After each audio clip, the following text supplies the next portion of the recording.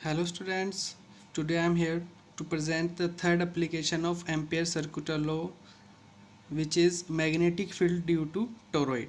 So first of all we have to understand about the term toroid.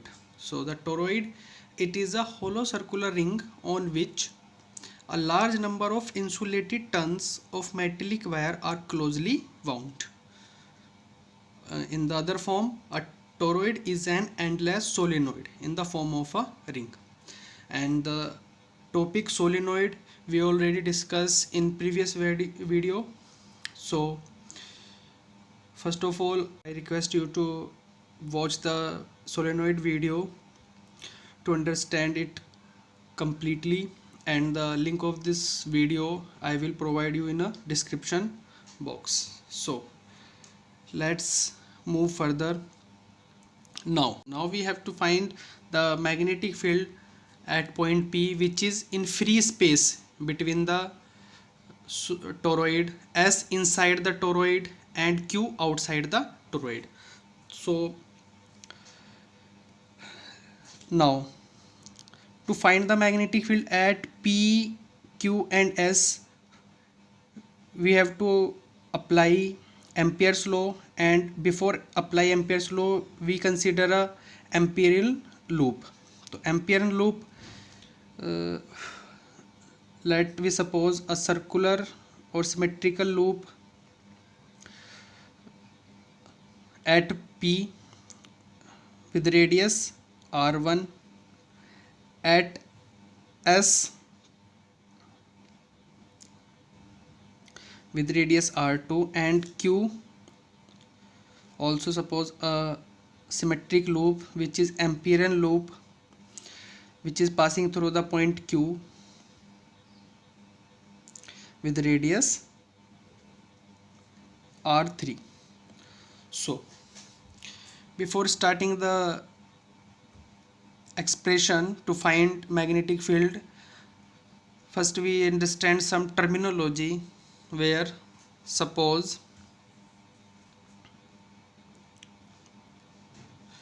I is the current flowing through the toroid,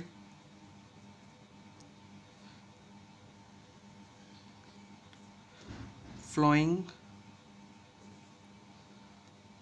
through the toroid, and small n be the number of turns per unit length. Means this is the turns which is wounded on the toroid, has n number of turns per unit length. So first we apply the Ampere loop on point P. So now find the magnetic field.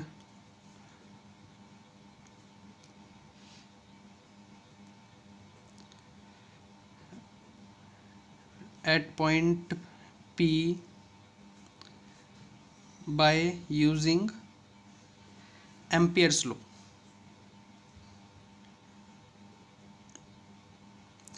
So Ampere's law is that closed integration B dot dl is equal to mu naught I, means closed integration of magnetic field into current element is equal to mu naught times of enclosed current. So apply this rule on point P. Now the direction of magnetic field is tangentially to the on this circular loop, tangential direction on this circular loop. So at point P, close integration of B dot, suppose there is a magnetic field B1, so B1 dl1 is equal to B dl cos theta, using the cross product of dot product of B and dl, which is B dl cos theta. In this situation the current element and the magnetic field both has same direction, means tangential direction, that's why theta will be 0, that's why cos 0 will be 1. Now the B dl cross integration. Now dl1, B1 is the magnetic field which is coming out from the integration sign, and the integration sign act on dl1. So the cross integration of dl1 is equal to the circumference of this loop, and this loop has radius r1, so the circumference of this circular loop is 2 pi r1. So by using this we get b1 2 pi r1. Now b1 dot dl1 dot product equation, but in this loop there is no enclosed current, means current in this loop is 0, because there is no current flowing through this loop or enclosed in this loop.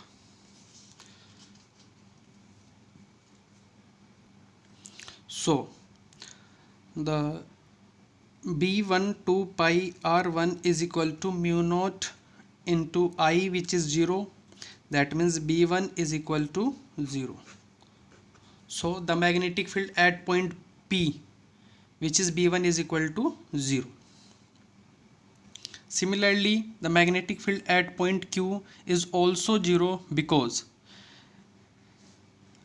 in this situation the current enclosed in this loop is equal to the number of turns which is coming upward is equal to the number of turns which is going downward or backward, means जितने number of turns आगे से आ रहे हैं उतने ही पीछे से इसको cover कर रहे हैं, means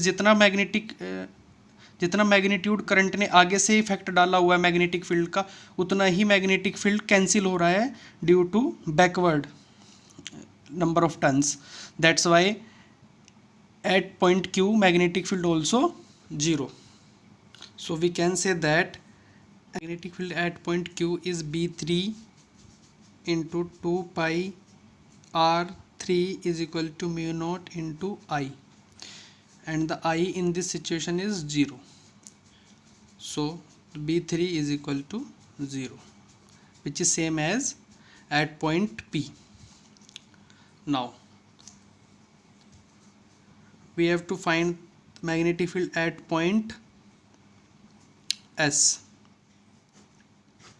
At point S. At point S, there is a circular loop which is used as a ampere loop with radius R2. So now we apply ampere circular law at point S to find the magnetic field at point S, which is inside the toroid. So using ampere loop, B2 dl2 is equal to mu naught into current enclosed. So open this dot product, we get B dl2 cos theta, or theta is equal is 0. Theta in this, but all these three situation is 0, so the cos 0 is equal to 1. So we get mu naught into I enclosed, close integration. So B2 is taking out from this close integration sign, and this close integration sign act on dl2 is equal to mu naught into I enclosed. There is to know about the current enclosed. Current enclosed means total current flowing through this loop. So B2 and the close integration of dl2 as usual is 2 pi r2, means the circumference of loop second which is passing through point S, with radius r2 and mu naught. Current enclosed. If I is the current flowing one turn and multiply to the total number of turns, we get total enclosed current, means current through one turn and multiply it to the whole turns. Now mu naught into I, total number of turns is given by number of turns per unit length into total length. B2 2 pi r2, that's mu naught and I, total length of second loop is 2 pi r2.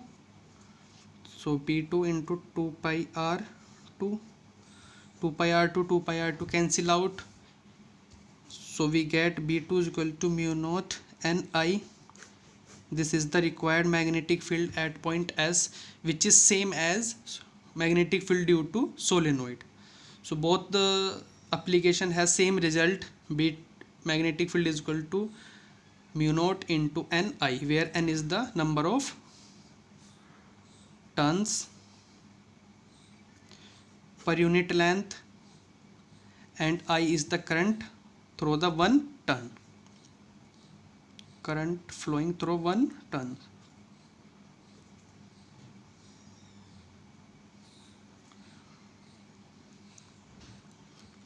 So this is the total expression to find the toroid, which is very important.